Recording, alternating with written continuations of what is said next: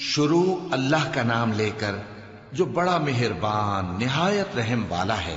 اے چادر میں لپٹنے والے، اٹھو، اب خبردار کرنے لگو اور اپنے پروردگار کی بڑائی بیان کرو، اور اپنے کپڑے پاک رکھو اور شرک کی گندگی سے تو الگ ہی رہو، اور اس نیت سے احسان نہ کرو کہ اس سے زیادہ کے خواہاں ہو، اور اپنے پروردگار کی خاطر صبر کرتے رہو۔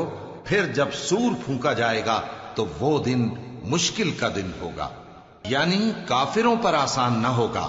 مجھے اس شخص سے سمجھ لینے دو جس کو میں نے اکیلا پیدا کیا، اور میں نے اس کو بہت سا مال دیا اور ہر وقت حاضر رہنے والے بیٹے دیے، اور اس کو ہر طرح کے سامان میں وسعت دی، پھر بھی لالچ رکھتا ہے کہ میں اسے اور زیادہ دوں۔ ایسا ہرگز نہیں ہوگا، یہ ہماری آیتوں کا بڑا مخالف رہا ہے۔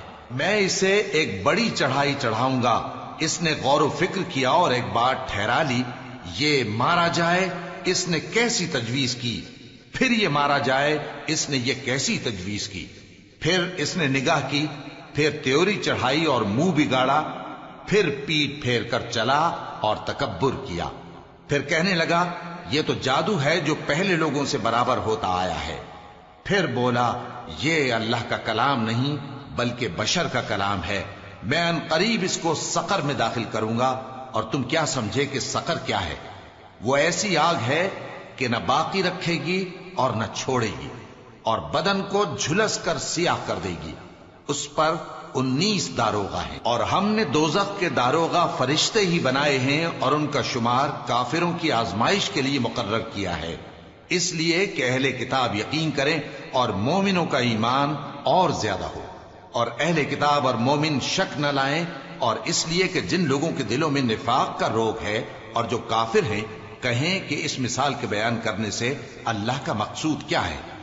اسی طرح اللہ جس کو چاہتا ہے گمراہ رہنے دیتا ہے اور جس کو چاہتا ہے ہدایت دیتا ہے، اور تمہارے پروردگار کے لشکروں کو اس کے سوا کوئی نہیں جانتا، اور یہ قرآن تو بنی آدم کے لیے نصیحت ہے۔ ہاں ہاں، قسم ہے چاند کی اور رات کی جب رخصت ہونے لگے، اور صبح کی جب روشن ہو جائے، کہ وہ آگ ایک بہت بڑی آفت ہے، انسان کے لیے ڈر کی چیز، یعنی اس شخص کے لیے جو تم میں سے آگے بڑھنا چاہے یا پیچھے رہنا چاہے۔ ہر شخص اپنے کرتوتوں کے باعث گرفتار ہوگا، مگر داہنی طرف والے نیک لوگ جنتوں میں ہوں گے، اور پوچھتے ہوں گے، یعنی آگ میں جلنے والے گناہگاروں سے، کہ تم دوزخ میں کیوں پڑے؟ وہ جواب دیں گے کہ ہم نمازیوں میں شامل نہ ہوئے، اور نہ ہم فقیروں کو کھانا کھلاتے تھے، اور ہم بحث کرنے والوں کے ساتھ مل کر بحث کرتے تھے، اور روز جزا کو جھٹلاتے تھے، یہاں تک کہ ہمیں موت آ گئی۔ تو سفارش کرنے والوں کی سفارش ان کے حق میں کچھ فائدہ نہ دے گی۔ ان کو کیا ہوا ہے کہ نصیحت سے روگرداں ہو رہے ہیں، گویا گدھے ہیں کہ بدک جاتے ہیں جو شیر سے ڈر کر بھاگ جاتے ہیں۔ اصل یہ ہے کہ ان میں سے ہر شخص یہ چاہتا ہے کہ اس کے پاس کھلی ہوئی کتاب آئے، ایسا ہرگز نہیں ہوگا۔ حقیقت یہ ہے کہ ان کو آخرت کا خوف ہی نہیں۔